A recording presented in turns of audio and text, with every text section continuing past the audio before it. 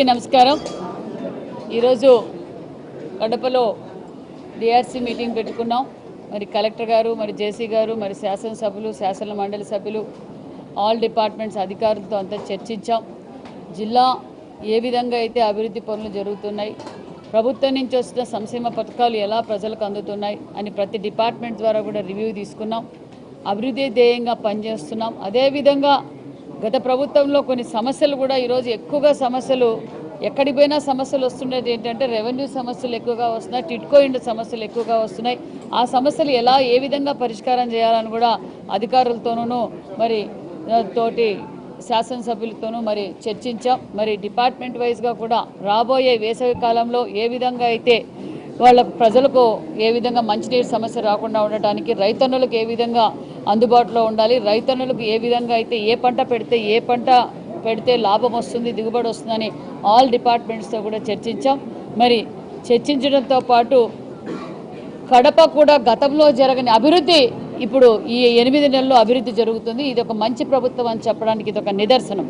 ఎందుకంటే గత ప్రభుత్వంలో కనీసం పులివెందుల్లో తాగడానికి కూడా నీళ్ళు లేవు. అలాంటిది పులివెందుల టౌన్లో గత ప్రభుత్వంలో తాగడానికి లేవు, కడపలో కూడా తాగడానికి నీళ్ళు లేక చాలా ఇబ్బంది పడుతున్నారు. మరి అలాంటి సమస్యలన్నీ కొన్ని ఏళ్లుగా తీర్చలేని సమస్యలు ఇప్పుడు డ్రింకింగ్ వాటర్ కావచ్చు, అన్ని విధాలుగా అభివృద్ధి ధ్యేయంగా పనిచేస్తున్నామన్న విషయాన్ని కూడా మేము తెలియజేస్తూ అధికారులతో కూడా ఇదే ఆదేశించాం. ప్రజలకు అందుబాటులో ఉండండి, ప్రజలు ఏ సమస్య వచ్చినా ఇమ్మీడియట్గా పరిష్కారం చేయాలన్న విషయాన్ని దశాదిశ నిర్దేశించామన్న విషయాన్ని కూడా మీకు తెలియజేస్తూ మరి ఏదైతే మాట చెప్పామో ఆ మాట ప్రకారం ముఖ్యమంత్రి గారు అహర్నిశలు కష్టపడుతూ ఒక పక్క డిఎస్సి కావచ్చు, మరి డిఎస్సి కోచింగ్ సెంటర్స్ కూడా ప్రతి జిల్లాల్లోనూ పెట్టాం. ఎలా జరిగిందని కూడా పరీక్షించాం. అది కూడా సక్సెస్ఫుల్గా రేపొద్దున డిఎస్సి కూడా దగ్గరలో నోటిఫికేషన్ కూడా ఇవ్వబోతున్నాం. రాష్ట్ర వ్యాప్తంగా అన్నా క్యాంటీన్లు వదిలాం. అదేవిధంగా ఉచిత ఇసుక ఇచ్చాం. మరి జగన్ భూ చట్టాన్ని కూడా రద్దు చేశాం. అదేవిధంగా అభివృద్ధి ధ్యేయంగా మరికొన్ని పరిశ్రమలు కూడా మన ప్రాంతానికి రాబోతున్నాయన్న విషయాన్ని కూడా మీకు తెలియజేస్తూ, అంతేకాకుండా ఇరిగేషన్ ప్రాజెక్టులు కూడా శాశ్వతంగా రైతన్నులు బాగుండాలి, రైతుల పక్షపాతి ప్రభుత్వం ఎన్డీఏ ప్రభుత్వం అని కూడా మీకు తెలియజేస్తూ మరి ఏదైతే మాట చెప్పారో ఆ మాట ప్రకారం ఒక్కొక్కటిగా మనం సూపర్ 6 పథకాల్లో కూడా ఈరోజు అన్నా క్యాంటీన్ ఓపెన్ చేశాం. అదేవిధంగా దీపం 2 సిలిండర్ కింద ఇచ్చాం. మరి పెన్షన్ ఇస్తున్నాం.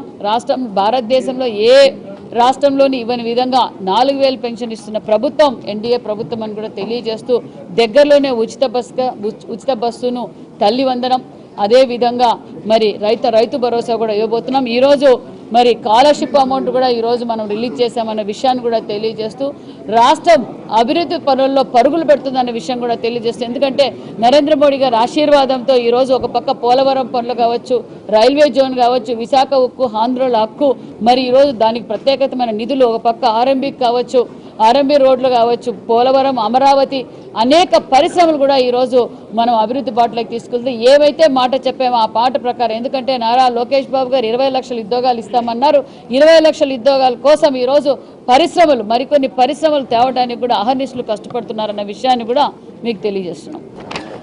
10 రోజుల కిందట మేము ఆల్రెడీ రాష్ట్ర వ్యాప్తంగా భూ సమస్యలు, రెవెన్యూ సమస్యలు ఎక్కువగా వచ్చి అందుకే ముఖ్యమంత్రి గారు, మరి రెవెన్యూ శాఖ మంత్రి గారు ప్రతి గ్రామాల్లోనూ రెవెన్యూ సదస్సులు పెడితే తప్ప ఈ సమస్యలు పరిష్కారం కావు అన్న ఉద్దేశంతోనే రెవెన్యూ సదస్సులు పెట్టారు. మన జిల్లాలో కూడా 12,625 గ్రీవెన్స్ వచ్చాయి. అందులో 3,884 పరిష్కారం చేశారు. మిగతావి కూడా దగ్గరలో పరిష్కరిస్తున్నారు. దానికి కూడా సపరేట్గా ఒక గ్రీవెన్స్ కూడా ఫాస్ట్ కోర్స్ కూడా పెట్టారన్న విషయం కూడా తెలియజేస్తున్నాం. 10 రోజులు అయింది ఆల్రెడీ స్టార్ట్ చేసి.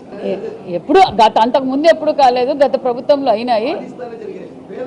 దాని మీద ఆల్రెడీ ఎంక్వైరీ జరుగుతోందండి. మొత్తం ఆల్ డిపార్ట్మెంట్స్ ఎక్కడెక్కడైతే ఎవరిని ఉపేక్షించేది లేదు, ఎక్కడ కబ్జా చెరువులు చేశారు, భూములు చేశారు, ఫారెస్ట్ ల్యాండ్లు చేశారు, మరి ఇంకోటి ఇందాకేదో వాటర్ ప్లాంట్లు,